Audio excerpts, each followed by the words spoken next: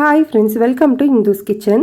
இன்றைக்கி நம்மளோட சேனலில் ரொம்ப சிம்பிளான ரொம்பவே டேஸ்டான ஒரு 10 நிமிஷத்துக்குள்ளே செய்யக்கூடிய நெய் ததும்புற ரவா கேசரி எப்படி செய்கிறதுன்னு பார்க்கலாம். ரவா கேசரி செய்கிறதுக்கு ஃபர்ஸ்ட் ஒரு கடாயில் 2 டீஸ்பூன் அளவு நெய் சேர்த்து சூடுபடுத்திக்கலாம். நெய் சூடானதுக்கப்புறமா ஒரு 10 முந்திரியை 2 உடைச்சிட்டு சேர்த்துக்கலாம். அது கூடவே 10லேருந்து 15 கிஸ்மிஸ் சேர்த்துக்கோங்க. இதை ஒரு நிமிஷம் மட்டும் வறுத்து விட்டுக்கலாம். முந்திரியும் கிஸ்மிஸும் நல்லா வறுப்பட்டதுக்கு அப்புறமா இதை தனியாக ஒரு பவுலில் எடுத்து வச்சுக்கலாம். இப்போ நம்ம அதே கடாயில் 1 கப் அளவு ரவை சேர்த்துக்கலாம். நீங்கள் எந்த கப்பில் ரவை எடுக்கிறீங்களோ அதே கப்லையே மற்ற எல்லா பொருளையுமே மெஷர் பண்ணி விட்டுக்கோங்க. ஸ்டவ்வை மீடியம் ஹீட்டில் வச்சுட்டு இந்த ரவையிலேருந்து நல்லா வாசனை வர வரைக்கும் வறுத்துக்கலாம். இப்போ நம்மளுக்கு ரவை நல்லா வறுபட்டுருச்சு.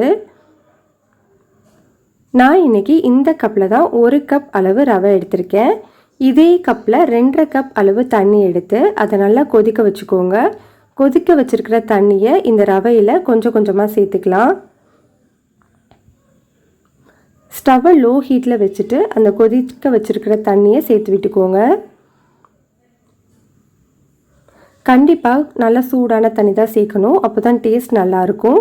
இதை ஒரு 3 நிமிஷம் நல்லா வேக வச்சுக்கலாம். 3 நிமிஷத்துக்கு அப்புறமா இந்த ரவை நல்லா வெந்து வந்திருக்கு பாருங்கள். ரவை நல்லா வெந்ததுக்கு அப்புறமா 1 கப் ரவைக்கு 1 கப் அளவு சர்க்கரை சேர்த்துக்கலாம். உங்களுக்கு இனிப்பு அதிகமாக வேணும் அப்படின்னா நீங்கள் 1.5 கப் அளவு சேர்த்துக்கோங்க. இப்போ இதை நல்லா மிக்ஸ் பண்ணி விட்டுக்கலாம். கட்டிகள் எதுவும் இல்லாத மாதிரி நல்லா கலந்து விட்டுக்கோங்க.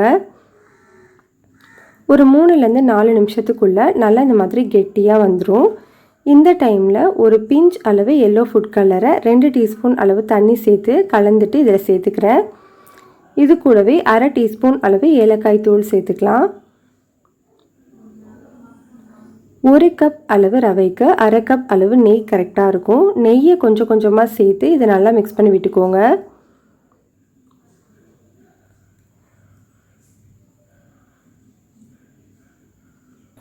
ஒரே நேரத்தில் மொத்தமாக சேர்த்துடாமல் கொஞ்சம் கொஞ்சமாக சேர்த்து நல்லா கலந்து விட்டுக்கலாம். இப்போ நம்ம நெய் எல்லாத்தையுமே சேர்த்தாச்சு. பாருங்கள், கடாயில் கொஞ்சம் கூட ஒட்டாமல் அல்வா மாதிரி தனியாக வந்திருக்கு பாருங்கள். இதுதான் கரெக்டான பக்குவம். இந்த டைமில் நம்ம வறுத்து வச்சுருக்கிற முந்திரி கிஸ்மிஸ் 2யும் சேர்த்து நல்லா மிக்ஸ் பண்ணி விட்டுட்டு ஸ்டவ் ஆஃப் பண்ணிக்கலாம். அவ்வளோதான், நம்மளுக்கு ரொம்ப சிம்பிளான ரொம்பவே டேஸ்டான ரவா கேசரி ரெடி ஆகிடுச்சு. கண்டிப்பாக இந்த ரெசிபியை நீங்கள் ட்ரை பண்ணி பாருங்கள். இந்த ரெசிபி உங்களுக்கு பிடிச்சிருந்ததுன்னா லைக் பண்ணுங்கள், ஷேர் பண்ணுங்கள், கமெண்ட் பண்ணுங்கள்.